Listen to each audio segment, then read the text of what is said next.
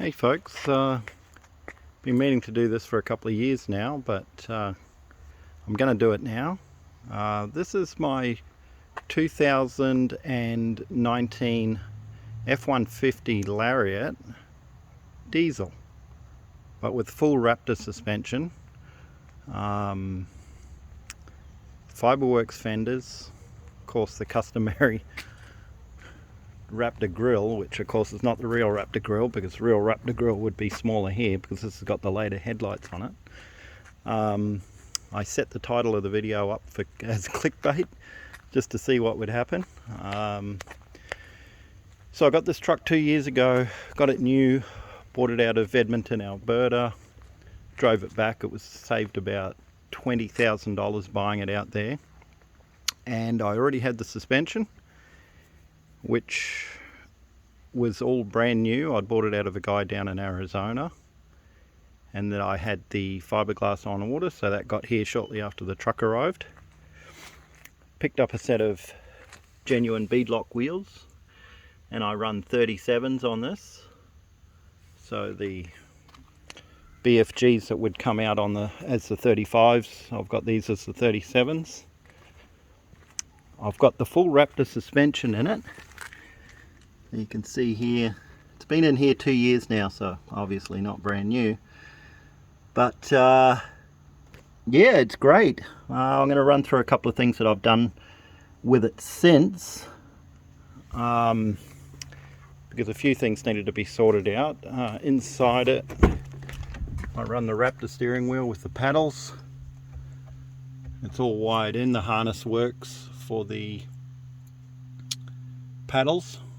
It's a harness that's available online, but really it's only 3 wires that need to be connected to make the paddles work. It's a nice little upgrade. Nice little steering wheel, handy to have the paddle sometimes when you're off-road or hauling up hills. And it's a lariat interior, so it's pretty close to the Raptor. In the back, the only modification to the back suspension is the addition of the shocks. Now I think these are Gen 1 shocks. At the time it was all I could get hold of. I have got some Gen 2s now. I buy and sell Raptor suspension here in Canada, so if anyone's after Raptor suspension, I have everything in stock. This is the Fiberworx panels. It's not the same shape as a genuine Raptor, but I do have those from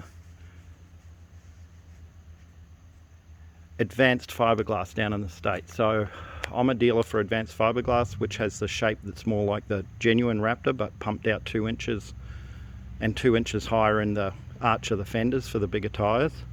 Still got the normal stock rear bumper on it. I'm going to make up a tube one. And as you can see, I did put this on here. I sort of screwed it up a little bit and it pulled away, but this is to stop the stone chips coming up from the front wheels. As you can see, the front wheels sort of stick out a bit and throws rocks up. Especially up here in Canada in the winter, they put gravel on the roads to help with traction in the ice and snow. So it's inevitable that the paint's going to get pretty beat up on it. ADD front bumper. I actually picked it up off a guy locally who had bought a Raptor and put the bumper on, and then decided to sell the truck and get a Gen 1 and go full out on modifications with it. So I picked that up off him, and it's been a great bumper. It's pretty tough, and we're off-roading it in a bit. There's the front suspension. Now, they say the chassis is different on a Raptor to a normal F150, which it is. It's dead right that the coil-over towers are different. They're actually angled out and they're slightly higher up. If you install the Raptor suspension onto a standard F150 of the compatible year models, you're going to have to shim the front strut out, and you're going to have to cut a little bit of the coil off so that it's not so high. If you just bolt it in, the strut's going to be under a lot of load because it's now got to be on an angle out to the suspension arm.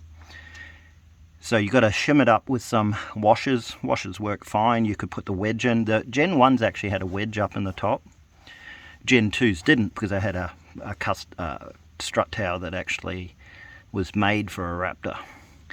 Now this is a diesel truck. It's got the 3-litre diesel in that Ford makes for Jaguar and Land Rover and Range Rover over in the Europe. It's a great engine. But because of that, it actually had a heavier duty rear axle, and I believe it's got the heavier duty frame on it. So, not 100% sure on the chassis, but I believe it is a heavier duty chassis than what you get in a regular F150. After I actually drove around for about 2 years with the full length coils in, and then just recently took one full circle of the coil off, cut it off, and that actually brought the truck down to a proper level and made it ride a lot better as well. So the upper control arm's on a better angle, CV joints, ball joints and everything not getting such a hard time. The spindles on an F150 are exactly the same as a Raptor one, so you don't need to change those. And you might notice over the back there, just careful over there, I actually run a limiting strap and not the sway bar. The sway bar on a Raptor is much lighter duty and doesn't really do much. It's so that you've got a lot more independent wheel travel, so it rides better off-road. And I wanted to get that feel like when you're going up a driveway sideways fast, that it doesn't sort of rock the truck side to side, absorbs it much better.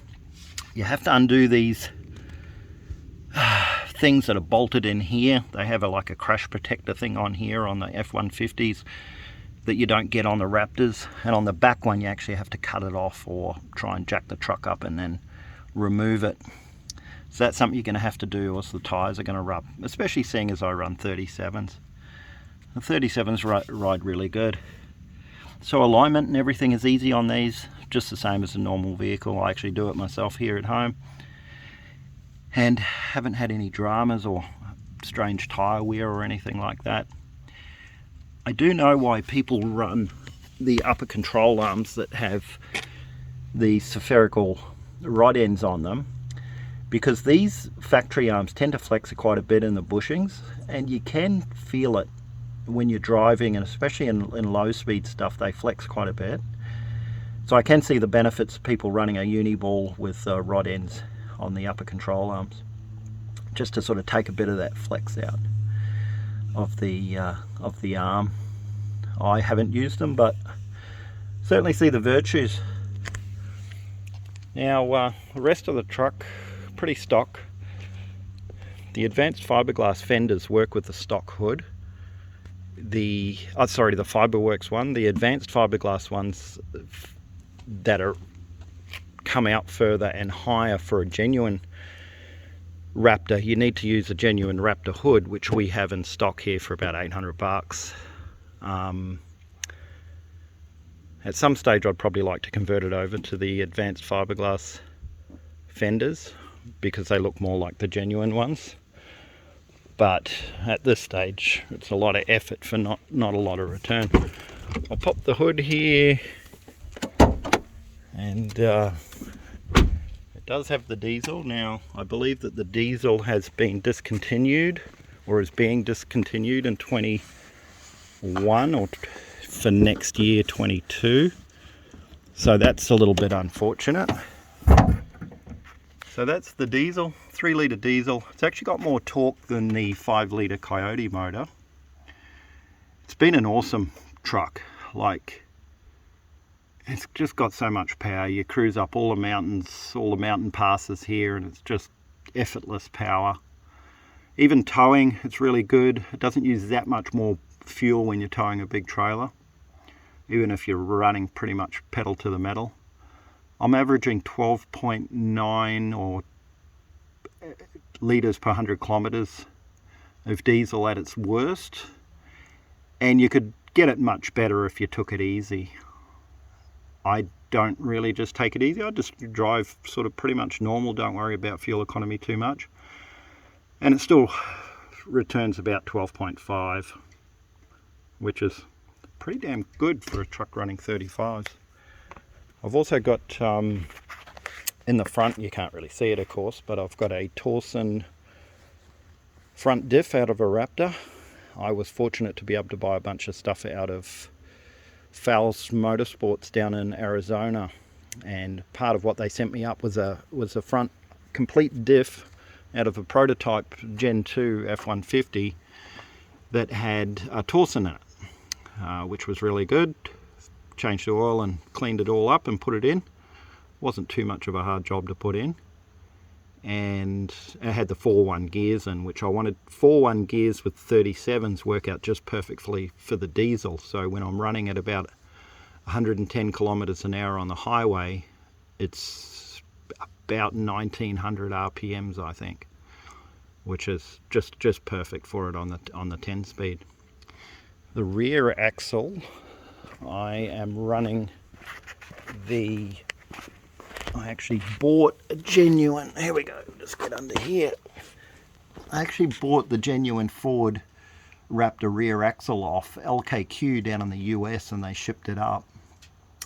Now, it wasn't particularly a cheap thing to do. The better option would be able to buy a brand new housing and brand new axles and do it that way. But my truck didn't come with the locker or the limited slip in the back, and actually came with three 1 gears, which once I put the bigger tires on was practically useless and horrible, and really didn't want to pull top gear at all. So I knew that I was going to be running 37s and want to run about a 4-1 gears anyway. So this diff came with the push button locker. It's 6 inches wider, so I don't have to run any wheel spaces. And of course the 4-1 gears, it worked out great because I got the torsen in the front with the 4-1 gears as well. So the gearing is perfect. So if you're ever thinking about doing a diesel conversion with the Raptor stuff, 4-1s and 37s are just perfect for it. And everything bolted on. The brake lines, had to sort of stretch them out a little bit to get them on there, but they still worked out good. I did replace the brake line on the left with a Raptor brake line because they do route them differently on a Raptor. See how they all stick up just here. On a Raptor, I believe they come up on the middle. Don't really know why, but it's probably got to do with something to do with the wheel travel on it. I haven't had any problems. I also don't run the Raptor block on the back. Usually they run like a 4-inch block instead of a 2-inch block. I couldn't really run that because it would be too high to get into my garage. I do like to park it in the garage. So yeah, it is a diesel. They apparently Ford is stopping the diesel. They're not going to do it anymore, and that's a bit unfortunate because it's super economical. Plenty of power and just a really nice smooth motor. And it's a motor they'll keep producing, but over in Europe for, as I say, the Range Rovers, the Jaguars, Land Rover, because it's such a good little motor. Never had any problems with it as far as anything major. One day the engine emissions light came on. I scanned it, it wouldn't turn it off. But it was because I'd been running it around town for about 2 weeks, hadn't been out on the highway, and then shortly after the light came on, I did take it on the highway, and it cleaned out the DPF, and it was all good to go again. But other than that, changed the oil every 7,000 kilometers, and it just keeps running sweet. It's a good machine. So if you've got any questions about these trucks or doing the conversions, we have all the parts up here in Canada. If you go to, is it raptorpartscanada.ca? Anyway, do a search, you'll find it. I'll put it down in the link anyway, in the description. But yeah, pretty cool truck, and I ended up getting what I wanted. I always wanted a F150 but I wanted a diesel in it, and they did it for 2 years or 3 years. Just unfortunately they're stopping to do it now.